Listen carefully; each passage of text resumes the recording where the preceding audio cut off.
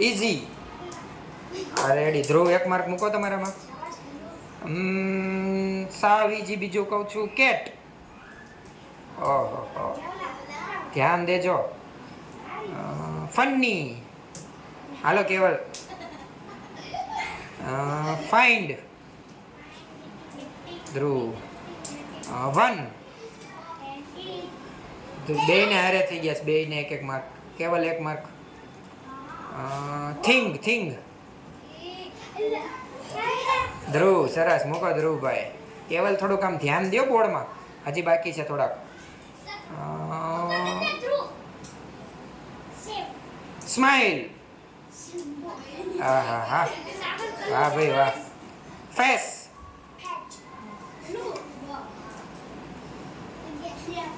હવે આપણે બોલીશું શેડ. બે ને હારે છે. હવે કાઇન્ડ.